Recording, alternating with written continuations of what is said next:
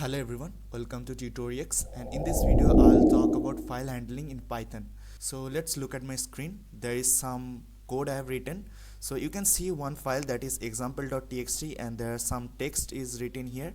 Hello, I'm Arjit Paria, welcome to TUTORIEX and this stuff. Let's see what it does. First we'll create a variable file, and with that variable we'll use this open function that will take the file path as the first argument, and the second argument will be the mode, like which mode we are choosing to open that file.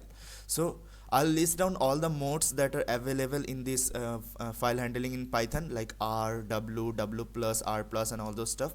And let's, for example, we are taking R mode. R is what it does, it opens an existing file and reads through that, so it will only have the permission to read the file. So I'm using the R permission because I already have this example.txt.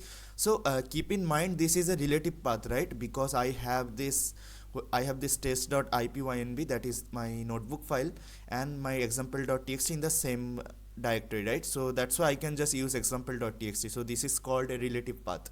So if you have this file in some other directory, then you can use the absolute path of that file. So this is just the text file I'm talking about. The file is already open. Let's now read the file. This is the method for that, file.read, and content will be the thing that it returns, so that will store the content of the file. Now I'm just printing the content as it is a text file, so it will just return a string values.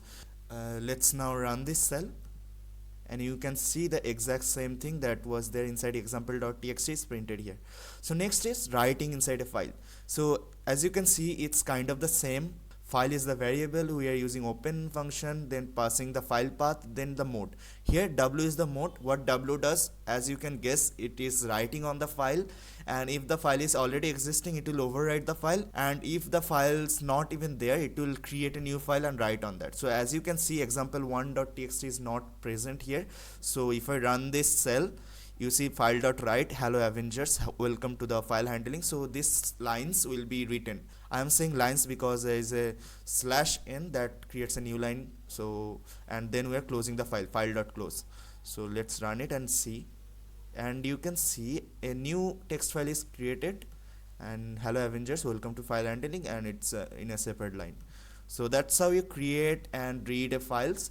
Let's now talk about the modern approach. So that was a traditional method for reading and writing on the file. As you can see, you have to open the file, then write the file in the file, then have to close the file manually. So you can see there are like 3 lines of code. So let's make it more compact or concise. So there comes the with, using the with keyword, right?